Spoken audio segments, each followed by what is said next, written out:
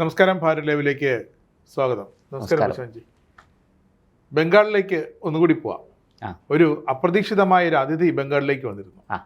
മറ്റാരുമല്ല, അമേരിക്കൻ വിദേശകാര്യ secretary, state secretary of US Marco Rubio. അദ്ദേഹം വന്നത് അതോടെ നിൽക്കട്ടെ. ഇതിനു മുമ്പും ഒരു യുഎസ് ഡിഫൻസ് സെക്രട്ടറി, മുൻ ഡിഫൻസ് സെക്രട്ടറി പശ്ചിമ ബംഗാളിൽ വന്നിരുന്നു. അതൊന്ന് പറയണം. 1968 നവംബർ 21-നാണ്. അങ്ങനെയാണ് ന്യൂയോർക്ക് ടൈംസ് റിപ്പോർട്ട് ചെയ്തിരിക്കുന്നത്. അന്ന് അദ്ദേഹം വന്ന് കൊൽക്കത്ത വിമാനത്താവളത്തിൽ ഇതേപോലെ, ഇദ്ദേഹവും യുഎസിൽ നിന്ന് നേരെ കൊൽക്കത്ത വിമാനത്താവളത്തിലാണ് റൂബിയോ വന്നത്.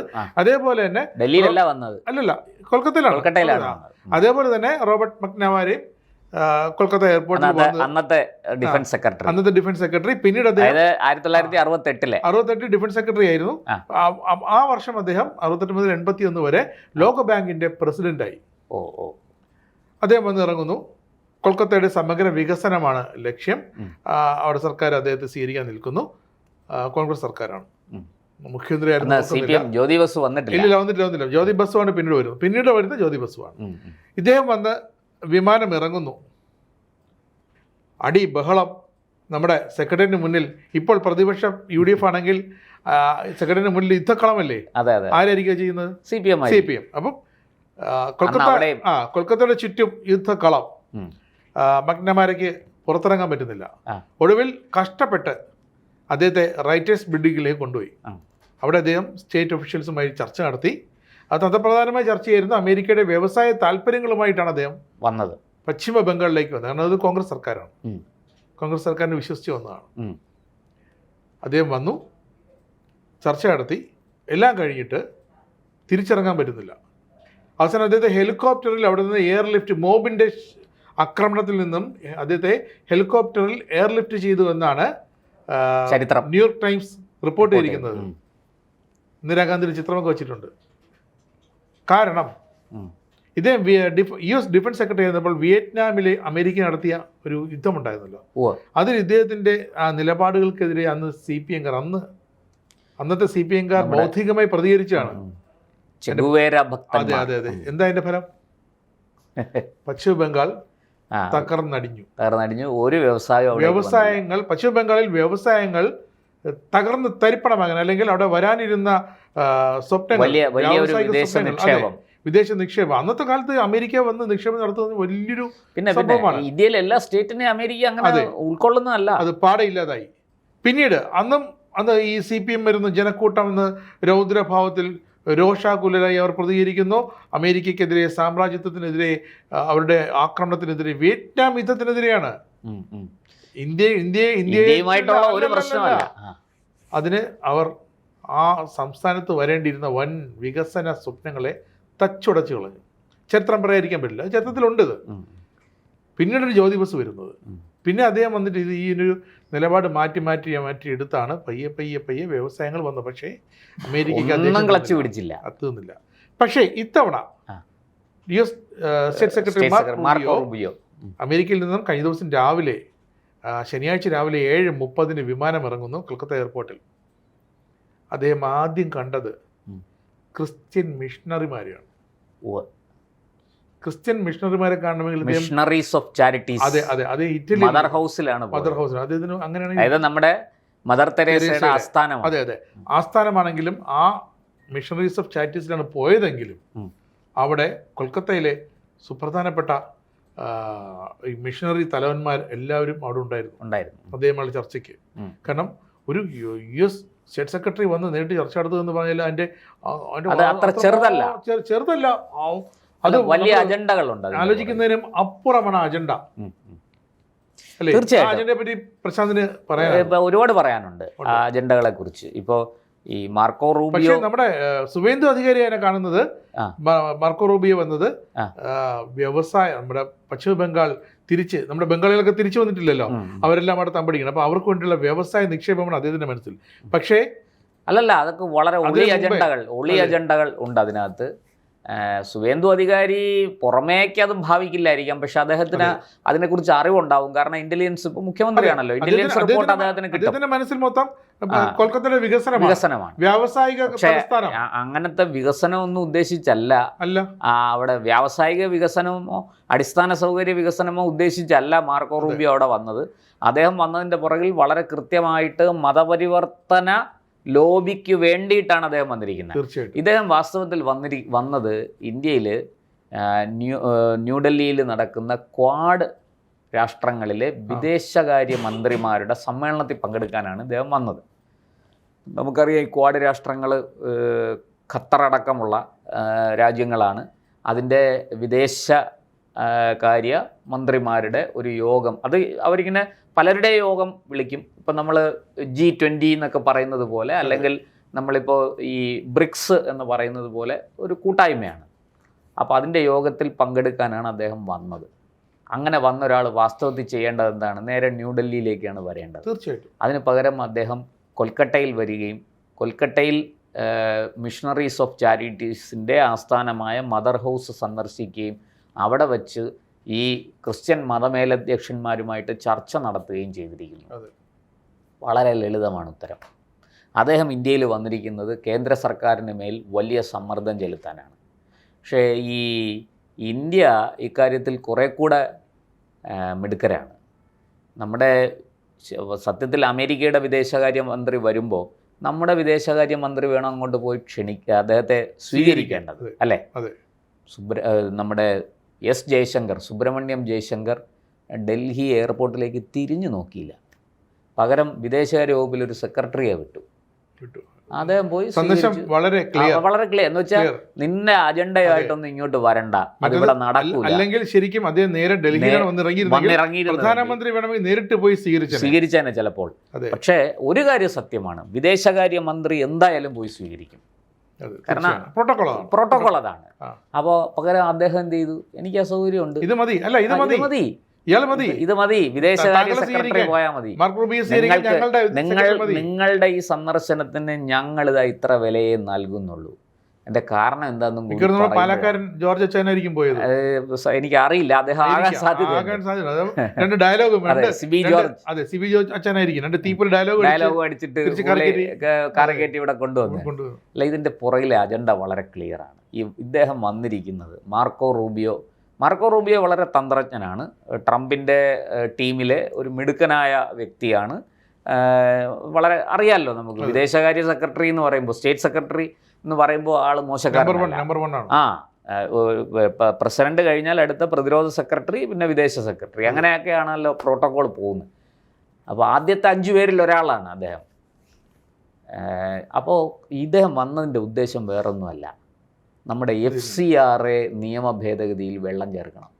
അതായത് ഫോറിൻ കോൺട്രിബ്യൂഷൻ റെഗുലേറ്ററി ആക്ട് അമെൻമെന്റിൽ വെള്ളം ചേർക്കണം. അതിൽ നിന്ന് അമേരിക്ക ഒഴിവാക്കണം. അമേരിക്കയിൽ നിന്നുള്ള ഫണ്ട് ഇങ്ങോട്ട് വരണം. അത് വളരെ കൃത്യമായിട്ട് ഇവിടെ മതപരിവർത്തനത്തിന് വേണ്ടി ചെലവഴിക്കണം. നിർബാധം, അതായത് മതം മാറ്റാനുള്ള സ്വാതന്ത്ര്യം. നോക്കൂ, ഈ മതവിശ്വാസ സ്വാതന്ത്ര്യവും മതം മാറ്റാനുള്ള സ്വാതന്ത്ര്യവും രണ്ടും രണ്ടാണ്. നിങ്ങൾക്ക് ഒരാൾക്ക് ഒരു ഇന്ന മതത്തിൽ വിശ്വസിക്കാം, ആ മതത്തിൽ ചടങ്ങുകൾ, ആചാരങ്ങൾ, അനുഷ്ഠാനങ്ങൾ, പ്രാർത്ഥനകൾ എന്തും ചെയ്യാം, ആരും ഇവിടെ എതിരല്ല. പക്ഷേ മതം മാറ്റാൻ ശ്രമിക്കുന്നത്, മതപ്രചാരണവും നടത്താം, അതിനെയും നമ്മൾ അനുവദിക്കുന്നു. പക്ഷേ മതം മാറ്റാൻ വരുമ്പോഴാണ് എതിർപ്പ് വരുന്നത്. ഈ പാവപ്പെട്ട ആൾക്കാരെ, പ്രത്യേകിച്ചും വലിയ വിദ്യാഭ്യാസമൊന്നുമില്ലാത്ത ദരിദ്രമായ ചുറ്റുപാടിൽ ജീവിക്കുന്ന ആൾക്കാരെ ഈ പറഞ്ഞതുപോലെ ക്രിസ്തു മതത്തിൻ്റെ ശ്രേഷ്ഠതകൾ പറഞ്ഞ്,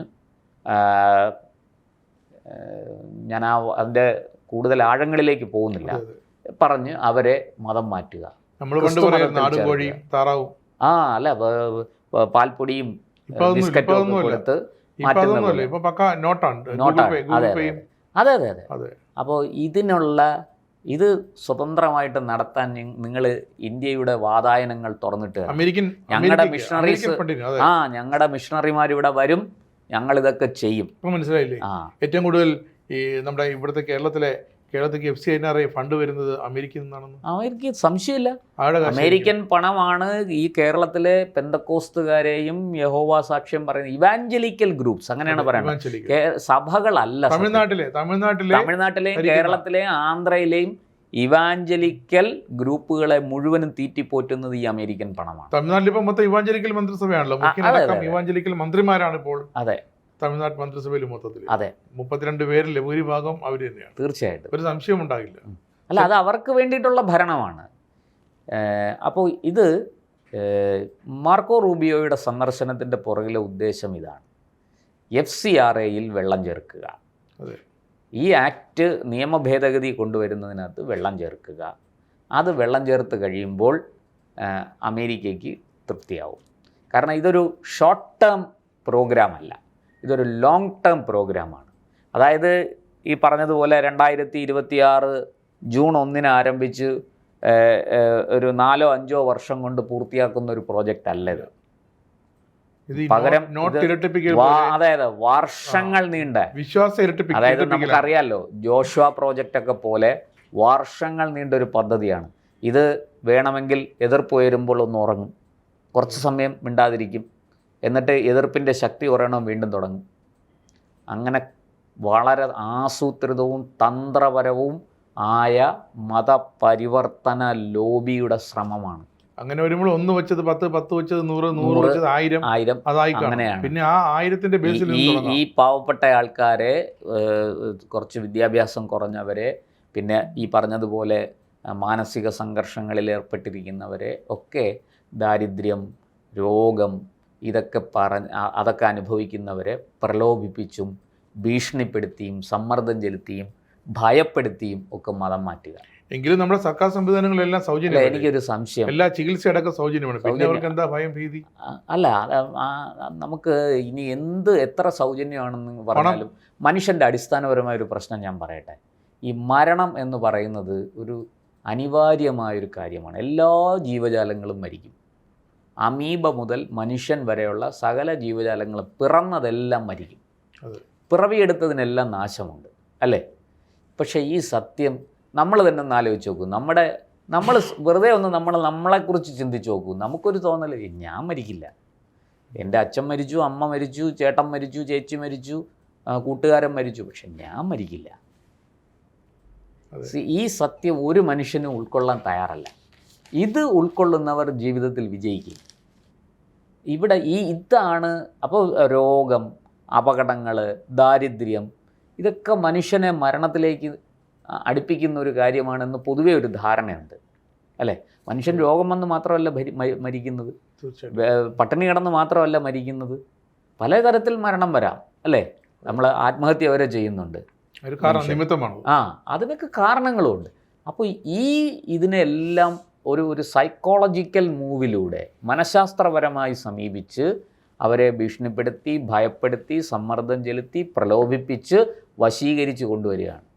ഇതാണ് ഈ മതം മാറ്റ ലോബി ചെയ്തുകൊണ്ടിരിക്കുന്നത്. അതിന് നിർബാധം പണം ഒഴുക്കുന്നു, പണം വലിയ തോതിൽ ഒഴുക്കുന്നു, വലിയ വലിയ പ്രാർത്ഥനാ യോഗങ്ങൾ സംഘടിപ്പിക്കുന്നു, രോഗശാന്തി ശുശ്രൂഷകൾ സംഘടിപ്പിക്കുന്നു. സത്യത്തിൽ ശുശ്രൂഷ ഞാൻ ആലോചിക്കുന്ന ഈ നാട്ടിൽ സത്യം പറഞ്ഞാൽ ആശുപത്രികൾ, ഈ ഒരു പള്ളി വന്നാൽ ആ പള്ളിയോടനുബന്ധിച്ച് ഒരു പള്ളിക്കൂടം ഉണ്ടാവും, ആ പള്ളിയോടനുബന്ധിച്ച് ഒരു ആശുപത്രി ഉണ്ടാവും, പള്ളി വക ആശുപത്രി, അല്ലേ? അപ്പോൾ ഇപ്പോൾ പറയുന്ന ഈ രോഗശാന്തി ശുശ്രൂഷയ്ക്ക് എന്തർത്ഥമാണുള്ളത്? എന്തിനാ ആശുപത്രി? നമുക്ക് ആശുപത്രി വേണ്ട, നമുക്ക് രോഗശാന്തി ശുശ്രൂഷ മാത്രം നടത്തിയാൽ പോരെ. എന്തിനാണ് മന്ത്രം? അല്ല, എന്തിനാണ് മരുന്ന്? ഈ വിളിച്ചുകൂവി പ്രാർത്ഥിച്ച് രോഗം മാറ്റിയാൽ പോരെ? എന്തിനാണ് നമ്മൾ മരുന്ന് കൊടുക്കുന്നത്? അപ്പോൾ ഈ ചോദ്യം ചോദിക്കാൻ സാധാരണക്കാർ തയ്യാറാവില്ല. എന്താ പ്രശ്നം എന്ന് വെച്ചാൽ, എൻ്റെ അച്ഛൻ ഗുരുതരമായ കിഡ്നി രോഗം ബാധിച്ച് കിടക്കുന്നു. അച്ഛൻ എങ്ങനെയെങ്കിലും, എനിക്കറിയാം അച്ഛൻ്റെ 2 കിഡ്നിയും പോയി, അച്ഛൻ രക്ഷപ്പെടില്ല. കിഡ്നി മാറ്റിവെച്ചാൽ പോലും രക്ഷപ്പെടാനുള്ള സാധ്യതയില്ല, വലിയ രീതിയിൽ അത് ഇൻഫെക്റ്റഡായി കഴിഞ്ഞിരിക്കുന്നു. പക്ഷേ അവസാന നിമിഷം വരെ ഞാൻ വിചാരിക്കണം എന്താണ്, അച്ഛൻ രക്ഷപ്പെടും. അച്ഛനെ എങ്ങനെയെങ്കിലും. അപ്പോൾ പിന്നെ നമുക്കൊരാശ്രയം ഈ പ്രാർത്ഥനയാണ്, പ്രതീക്ഷയാണ് നമ്മളെ നയിക്കുന്നത്. ഇതൊരു മനഃശാസ്ത്രപരമായ സമീപനമാണ്. ഇതിനെ മുതലെടുക്കുകയാണ് ഇവിടെ ചെയ്തുകൊണ്ടിരിക്കുന്നത്. അതിനാണ് ഈ നമ്മൾ മാർക്കോ റൂബിയോയുടെ കാര്യമാണ് സംസാരിച്ചത്. നമ്മൾ പോയത് മതപരിവർത്തനത്തിന്. റൂബി വന്നിരിക്കുന്നത് ഈ ഒളി അജണ്ടയുമായിട്ടാണ്. അത് തിരിച്ചറിഞ്ഞതുകൊണ്ടാണ്, ഒരു ഒറ്റ കാര്യം കൂടി പറഞ്ഞ് ഞാൻ അവസാനിപ്പിക്കാം. അത് തിരിച്ചറിഞ്ഞത് കൊണ്ടാണ് എസ് ജയശങ്കർ സലാം പറഞ്ഞത്. അവിടെ കാണാം ക്വാഡിന്റെ വേദിയിൽ കാണാം. വിദേശകാര്യ സെക്രട്ടറി വന്ന് സ്വീകരിക്കും. മതി, പറഞ്ഞോളൂ. എനിക്ക് തോന്നുന്നു ഈ അമേരിക്കയ്ക്ക് ഇത്രത്തോളം കേരളത്തിലെ ക്രൈസ്തവ സഭകൾ വഴിയുള്ള ആ ഫണ്ടിങ്ങിന് അമേരിക്കയ്ക്ക് അത് ഇളവ് വേണം, അല്ലെങ്കിൽ അതിനെ വിരോധിക്കരുതെന്ന് ഒരു അത്ര കടുത്ത ആവശ്യമായിട്ടാണ് വന്നതെങ്കിൽ എനിക്ക് തോന്നുന്നത് ഇന്ത്യയിലേക്ക് മാത്രമുള്ള ഫണ്ടിങ് അല്ല, അത് ഇന്ത്യ എന്ന പൈപ്പ് ലൈൻ വഴി വന്നിട്ട് ഇന്ത്യയിൽ നിന്നുള്ള സംഘടനകൾ വഴി, അതിന് ക്രൈസ്തവ സംഘടനയായാലും ഹൈന്ദവ സംഘടനകളായാലും മറ്റ് സംഘടന, എന്തായാലും ഇസ്ലാം സംഘടന അവർ പ്രോത്സാഹിപ്പിക്കില്ലെന്ന് ഉറപ്പാണ്. ഈ രണ്ട് വിഭാഗങ്ങളിൽ നിന്നും ഇന്ത്യക്ക് പുറത്തേക്ക് പോകുന്ന പണം അതും ഈ പൈപ്പ് ലൈൻ വഴിയായിരിക്കും. അത് ശ്രീലങ്ക, ബംഗ്ലാദേശ് ഇതോടെ കെട്ടിക്കിടക്കില്ല. എങ്കിൽ നമ്മുടെ ഇവിടുത്തെ ഈ പട്ടണി പാവങ്ങളെല്ലാം മറ്റേ 2 നില വീടും വെച്ച് അവർ എസ്റ്റേറ്റും വാങ്ങി അല്ലെങ്കിൽ വലിയ ഭൂമിയും സ്വന്തമാക്കി അവർ നല്ല നിലയിൽ കഴിയണ്ടേ? ഈ ആരാണ് നമുക്കറിയാമല്ലോ, നമ്മുടെ ഈ ഞായറാഴ്ചകളിലൊക്കെ വരുന്ന, ഈ പള്ളികളിലൊക്കെ വരുന്ന ആൾക്കാർ, ഇതേപോലത്തെ ഇവാഞ്ചലിക്കൽ വരുന്ന ആൾക്കാർ, അവരൊക്കെ വരുന്നത് ലേമൻ, അതായത് അവർ സാധാരണക്കാരാണ്. അത് അവരുടെ നില മെച്ചപ്പെട്ടിട്ടില്ല. പിന്നെ അവർക്ക് 3 നേരം ആഹാരം കഴിക്കാനുള്ള തുക അല്ലെങ്കിൽ അതിനുള്ള അന്നത്തിനുള്ള വക എല്ലാം കിട്ടുമായിരിക്കും. പക്ഷേ അവരെ ഒരിക്കലും അവർ ഈ ഇടത്തരക്കാരിൽ നിന്നും ഉയർന്ന ഇടത്തരക്കാരാകുകയോ അല്ലെങ്കിൽ ഒരുവിധം സമ്പന്നരാകുകയോ ഒന്നും അത് വളരെ വിരലിലുണ്ടാവുന്ന, വളരെ ചുരുക്കം 10% താഴെയാണ്. അപ്പോൾ അല്ല, അത് വളരെ ശരിയാണ്. കാരണം എന്താന്ന് വെച്ചാൽ ഈ പണം കെട്ടിക്കിടക്കില്ല. ഈ ദാരിദ്ര്യം ഇങ്ങനെ നിലനിർത്തിക്കൊണ്ട് പോകേണ്ടത് പലരുടെ ആവശ്യം, ഡിമാൻഡ് കൂടും. അതായത് മൊത്തത്തിലൊരു എമൗണ്ട് കൊടുക്കും. ഇതിനകത്ത് വളരെ കൃത്യമായ രാഷ്ട്രീയ ലക്ഷ്യങ്ങളുണ്ട്. ഇവരെ മതം മാറ്റുന്നത് രാഷ്ട്രീയ അധികാരം പിടിക്കാൻ വേണ്ടിയിട്ടാണ്. കാരണം ഇന്ത്യ പോലൊരു ജനാധിപത്യ രാഷ്ട്രത്തിൽ വോട്ടിന് വലിയ വിലയുണ്ട്, ഭൂരിപക്ഷത്തിന് വലിയ വിലയുണ്ട്. ഇവരെ കൃത്യമായിട്ട് മതം പറഞ്ഞ് മതം കുത്തിവെച്ച് ഇവരെ ഈ രാജ്യത്തിൻ്റെ സ്വത്വത്തിനെതിരാക്കുകയാണ്. ഉദാഹരണം തമിഴ്നാട്. രാജ്യത്തിൻ്റെ ദേശീയ ബോധത്തിനെതിരാക്കുകയാണ്. അങ്ങനെ അവർ ഈ രാജ്യത്തിൻ്റെ ദേശീയതയ്ക്കും ദേശീയ ബോധത്തിനും സ്വത്വത്തിനുമൊക്കെ എതിരായി മാറുകയും അങ്ങനെ എതിരായി മാറിക്കൊണ്ട് രാജ്യത്തിനെതിരെ ഈ പറയുന്നത് പോലെയുള്ള പ്രവർത്തനങ്ങളിൽ ഏർപ്പെടുകയും ചെയ്യുന്നു. അവരുടേതായ രീതിയിലുള്ള സർക്കാരുകളെ കൊണ്ടുവരുന്നു. ആ സർക്കാരുകളെ ഉപയോഗിച്ച് ഇവിടെ ഈ പറഞ്ഞ ഇത് വളരെ വലിയ രീതിയിൽ നടക്കും. ഇതെന്തിനാണെന്ന് ചോദിച്ചാൽ അമേരിക്കക്കാരന് അവൻ്റെ ഉൽപ്പന്നങ്ങൾ ഇന്ത്യയിൽ വിറ്റഴിക്കാൻ. ബ്രിട്ടീഷുകാരനും അതാണ് ചെയ്തത്. ഇവിടുന്ന് വിഭവങ്ങൾ കൊണ്ടുപോയി യൂറോപ്പിൽ കൊണ്ടുപോയി അവൻ്റെ ഫാക്ടറികളിൽ അതിനെല്ലാം ഉൽപ്പന്നങ്ങളാക്കി മാറ്റിയിട്ട് അതിനെ തിരിച്ചു കൊണ്ടുവന്ന് ഇവിടെ വിൽക്കും. ഇവിടുന്ന് ഉദാഹരണത്തിന് പരുത്തി കൊണ്ടുപോകും, പഞ്ഞി കൊണ്ടുപോകും. ഈസ്റ്റ് ഇന്ത്യ കമ്പനി അതാണ്. പഞ്ഞി കൊണ്ടുപോയി അവൻ്റെ ഫാക്ടറിയിൽ അവിടെ ഇട്ട് അതുണ്ടാക്കി അവിടെ അപ്പോൾ തൊഴിൽ കിട്ടുന്നു. ആ തൊഴിലൊക്കെ കൊടുത്ത് അവിടെ ആൾക്കാരെ കൊണ്ട് പണിയൊക്കെ ചെയ്യിച്ച് എന്നിട്ട് ഇവിടെ കൊണ്ടുവന്ന് അത് കൊള്ള ലാഭത്തിന് വിൽക്കുന്നു. അവിടെ കൊടുത്ത കൂലി ഇവിടെ ഇന്ത്യക്കാരൻ തിരിച്ചു കൊടുക്കേണ്ടി. ഇനി അത് മാത്രമല്ല, ഇവിടുത്തെ വിഭവങ്ങൾ ഭക്ഷണമായാലും ശരി, മറ്റ് പ്രകൃതി വിഭവങ്ങൾ, ഇപ്പം ഞാൻ ചോദിക്കട്ടെ, തേക്ക് മരം, ലോകത്ത് ഏറ്റവും നല്ല തേക്ക് കിട്ടുന്ന സ്ഥലം എവിടെയാണ്? ഇന്ത്യയിൽ ഈ കൊച്ചു കേരളത്തിലാണ്. നിലമ്പൂരടക്കമാണ്. അതെ. ഈട്ടിത്തടി കിട്ടുന്നത് എവിടെയാണ്? ഇവിടാണ്. റോസ് വുഡ് എന്ന് പറയുന്നത്. ഇതിന് എന്തൊരു ഡിമാൻഡാണെന്ന് അറിയാമോ വിദേശ രാജ്യങ്ങളിൽ? അപ്പോൾ അതെല്ലാം ഇവിടുന്ന് മുറിച്ച് കടത്തുക, ഇവിടുന്ന് കുരുമുളക് കൊണ്ടുപോവുക, ഇവിടുന്ന് അരിയും ധാന്യങ്ങളും മറ്റ് ഗോതമ്പ് ഒക്കെ ഇവിടുന്ന് കൊണ്ടുപോവുക, അങ്ങനെ ഇവിടം കൊള്ളയടിക്കുക. എന്നിട്ട് ഇവിടെ കൊണ്ടുവന്ന് അവനുണ്ടാക്കിയ സാധനങ്ങൾ ഇരട്ടി വിലയ്ക്ക് ഇവിടെ കൊണ്ടുവന്ന് വിൽക്കുക, അത് നമ്മളെ കൊണ്ട് വാങ്ങിപ്പിക്കുക, നമ്മളിൽ നിന്ന് ഇരട്ടി നികുതി വാങ്ങുക. ഇതൊക്കെയാണ് അവരുടെ തന്ത്രം. അതിന് ഈ കോളനിവൽക്കരണം ഇനി വിജയിക്കില്ല. അതിന് പകരം പുതിയ പദ്ധതിയായിട്ട് വന്നിരിക്കുകയാണ്. ഇത് പുതിയ പദ്ധതിയൊന്നുമല്ല, വളരെ പണ്ട് തൊട്ടേ അതായത് 1600-കളിൽ തന്നെ ലണ്ടനിൽ ബോർഡ് ഓഫ് സ്റ്റഡീസൊക്കെ രൂപീകരിച്ച് ആരംഭിച്ച പദ്ധതിയാണ് മതപരിവർത്തനം. അതൊരു വലിയ ആഗോള അജണ്ടയാണ്. അല്ലാതെ ആരും ബൈബിള് പഠിച്ച് അതിൻ്റെ ഫിലോസഫി പഠിച്ചിട്ട് മതം മാറുന്നവരല്ല. അങ്ങനെ ഒരു ഇതിലേക്ക് കൊണ്ടുവരുന്നത് വളരെ ആപൽക്കരമാണ്. അത് വലിയ ദോഷം ചെയ്യും. അതിൻ്റെ കടിഞ്ഞാൺ പിടിച്ചുകൊണ്ടാണ് ഈ അമേരിക്കക്കാരൻ ഇപ്പോൾ സ്റ്റേറ്റ് സെക്രട്ടറി ഇന്ത്യയിൽ വന്നത്. പശ്ചിമ ബംഗാളിൽ നല്ല ഇന്ത്യയിൽ ഒരിടത്തും ഇത് വേവാൻ പോകുന്നില്ല. കാരണം ഈ FCRA അമെൻമെൻറ്റ് ആക്റ്റുമായിട്ട് കേന്ദ്ര സർക്കാർ വളരെ ശക്തമായിട്ട് മുന്നോട്ട് പോകും. ഇപ്പോൾ തന്നെ ആ ആക്ട് വരുന്നു എന്ന്, അമെൻമെൻറ്റ് വരുന്നു എന്ന് പറഞ്ഞപ്പോൾ തന്നെ വാലി തീ കൊളുത്തിയതുപോലെ ഓടുകയാണ് അച്ഛന്മാരും കന്യാസ്ത്രീകളും. എന്താ കാര്യം? ഈ മാത്രമല്ല, ഇത് വെറുതെ വരികയല്ല, പൂർവ്വകാല പ്രാബല്യത്തോടു കൂടി വരികയാണ്. മുമ്പ് വന്ന പണത്തിൻ്റെ ചെലവും എങ്ങനെ ചെലവഴിച്ചു എന്നുള്ളതിൻ്റെ കണക്കും ബോധിപ്പിക്കണം. ഇനി അടുത്തത് വരുന്നത് സൗദി അറേബ്യയുടെ രാജകുമാരൻ മുഹമ്മദ് ബിൻ സൽമാൻ ആയിരിക്കും. കാരണം അവിടെ പശ്ചിമ ബംഗാളിൽ നമ്മുടെ ഇതുണ്ടല്ലോ, ഏകീകൃത സിവിൽ കോഡ് നടപ്പാക്കി. അല്ല, ഏകീകൃത സിവിൽ കോഡ് അവിടെ മാത്രമല്ല പല സംസ്ഥാനങ്ങളിലും നടപ്പാക്കിയിട്ടുണ്ട്. അല്ല, അതിപ്പോൾ ഇതൊക്കെ ഇന്ത്യയിൽ ശക്തമായ നിയമങ്ങളായി മാറാൻ പോവുകയാണ്. അതുകൊണ്ട് ആര് വന്നാലും പോയാലും ഈ ഡൊണാൾഡ് ട്രംപ് നമ്മുടെ പശ്ചിമ ബംഗാളിൽ BJPയുടെ വൻ വിജയം നേടിയപ്പോൾ ട്രംപ് അഭിനന്ദിച്ചിരുന്നു മോദിയെ പോലെ ഇതേപോലെ ഒരു അതിമാനുഷിക പാടവമുള്ള ഒരു നേതാവ് വേറെ ആരുമില്ല, ഇന്ത്യക്കാർ ഭാഗ്യം ചെയ്തവരാണ് എന്നൊക്കെ അന്ന് ട്രംപ് പറഞ്ഞു. അപ്പൊ നമ്മൾ അല്ലെങ്കിൽ ഇത് പശ്ചിമ ബംഗാൾ സംസ്ഥാനത്തിന്റെ ഒരു വിക്ടറിയിൽ അമേരിക്കയുടെ താല്പര്യം അവിടെ തുടങ്ങി. അല്ല, അത് മാത്രമല്ല, ഇപ്പം മാർക്കോ റൂബിയോ വന്ന് ട്രംപിന്റെ ഇൻവിറ്റേഷൻ മോദിക്ക് കൊടുത്തിട്ടുണ്ട്. അമേരിക്കയിലേക്ക് വരണം, സന്ദർശനത്തിന് ആനയാണ് ചേനയാണ് എന്നൊക്കെ പറഞ്ഞു. എന്തായാലും അതൊക്കെ അതിന്റെ വഴിക്ക് നടക്കും. കാരണം നമുക്ക് ഒരു രാജ്യങ്ങളുമായിട്ട് നമുക്ക് ബന്ധപ്പെടാതെ ജീവിക്കാൻ പറ്റില്ല. കാരണം അമേരിക്കയിലെ സോയാബീൻ ഒന്നും ഇപ്പൊ വാങ്ങിക്കുന്നില്ല, മാത്രമല്ല ചൈന വേണ്ടെന്ന് വെച്ചു. അല്ല, അമേരിക്ക വലിയ പ്രശ്നങ്ങളുണ്ട്. കാരണം അമേരിക്കയുടെ കാർഷിക ഉൽപ്പന്നങ്ങൾ, അമേരിക്കയുടെ ഈ ഡയറി പ്രോഡക്ട്സ് ഇതൊന്നും എടുക്കുന്നില്ല.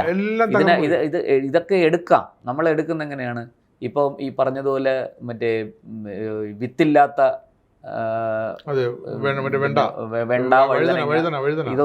അതൊന്നും നമ്മൾ എടുക്കില്ല. ജനിതക മാറ്റം വരുത്തിയ ഉൽപ്പന്നങ്ങൾ അത് നമുക്ക് വേണ്ട.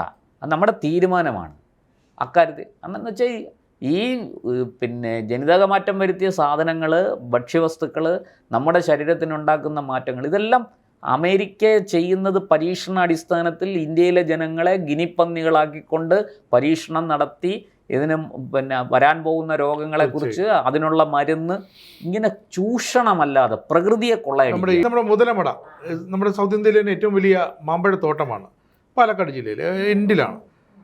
അവിടെ ഞാൻ പോയിട്ടുണ്ട്. അപ്പോൾ അവിടെ നമ്മൾ കാണുന്ന ഏക്കർ കണക്കിനും ഓരോ ഉടമകൾക്കും ഭൂ ഉടമകൾക്കും മാന്തോട്ടമുണ്ട്. ഈ മാവൊക്കെ ഇങ്ങനെ നിറച്ച് കാച്ചി മറിഞ്ഞെടുക്കും. നമ്മൾ ഒരു കൗതുകം കൊണ്ട് ഒരു മാങ്ങ കാച്ചെടുക്കുന്ന കൗതുകം നമ്മൾ കൈകൊണ്ട് എത്തിപ്പിടിക്കുക, പറിക്കാൻ നിൽക്കുമ്പോൾ ഒരു തുടരുത്, അയ്യോ പാടില്ല. കാരണം എന്താണ്? മാരക വിഷമടിച്ചാണ് ആ മാങ്ങയെല്ലാം അവരോട് ഉണ്ടാക്കുന്നത്.